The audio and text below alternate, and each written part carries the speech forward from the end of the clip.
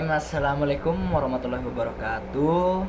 Perkenalkan, nama saya Muhammad Aryo Bimo dari kelas 11B, dan kali ini saya akan memberikan materi tentang akar kayu kuning. Langsung saja, akar kayu kuning atau yang biasa disebut akar kuning dengan nama ilmiah Archangelisia flava L adalah tumbuhan merambat yang sering ditemukan di Kalimantan. Nah, tumbuhan ini sering dijumpai dan digunakan untuk jamu. Karakteristik akar kayu kuning ini, dia memiliki setinggi hanya 20 meter dengan diameter 3-5 meter. Nah, untuk daunnya dia tuh panjangnya 12-25 cm dengan lebar 7-25 cm.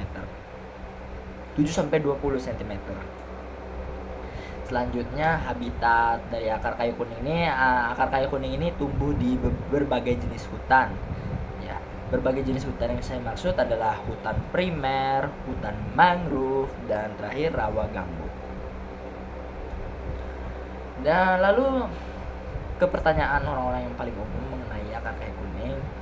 Akar kayu kuning itu fungsinya buat apa sih? Manfaatnya itu apa sih? Nah, langsung saja. Seperti gambar yang ditunjukkan di sini nih, salah 3 contoh penggunaan akar kayu kuning, yaitu yang pertama dia dikeringkan. Biasanya ini dia habis dikeringkan dia ditaruh di air panas supaya kandungan akar kayu kuningnya keluar. Lalu dia ada yang sudah dijadikan jamu, ya. Lalu juga ada yang sudah dijadikan herbal. Nah, karena saking banyaknya yang pakai akar kayu kuning ini sebagai jamu, pasti banyak manfaatnya. Berikut khasiat akar kayu kuning. Yang pertama, penyembuh hepatitis.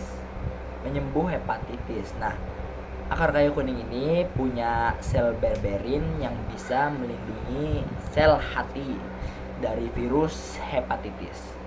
2, anti malaria. Nah, ekstrak dari akar kuning ini punya aktivitas anti malaria yang bisa melindungi dan melawan parasit Plasmodium sp.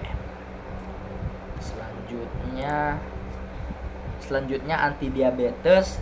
Setelah diuji, akar kayu kuning ini ternyata terbukti bisa menyembuhkan diabetes mellitus. Namun perlu dicatat bahwasanya akar kayu kuning ini digunakan untuk menyembuhkan diabetes hanya sebagai alternatif saja. Kemudian terakhir, antioksidan. Nah, menurut pengujian, akar kayu kuning ini memiliki metabolit sekunder yang dapat dimanfaatkan sebagai antioksidan. Selanjutnya, karena banyaknya manfaat dari akar kayu kuning ini dan khasiat-khasiatnya, tentu kita harus menjaganya agar tidak punah.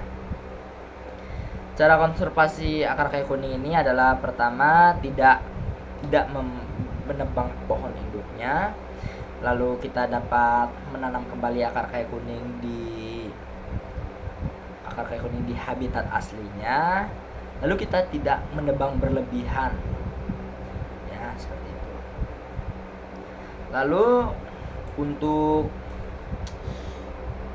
potensinya akar kayu kuning ini sebenarnya berpotensi sangat besar. Berpotensi sangat besar itu karena akar kayu kuning ini punya manfaat-manfaat yang sudah saya sebutkan tadi, yang dimana sangat sedikit sekali tumbuhan-tumbuhan memiliki manfaat seperti itu, sehingga terkadang ada beberapa orang yang menebang dan mengambil akar kayu kuning secara berlebihan namun tidak menanamnya kembali, sehingga hal seperti itu dapat membuat akar kayu kuning terancam punah. Nah, marilah kita bersama-sama menjaga fauna Kalimantan Timur, yaitu akar kayu kuning, agar manfaatnya terus dapat kita rasakan dan agar dapat kita nikmati. Sekian dari saya, kurang lebihnya mohon maaf.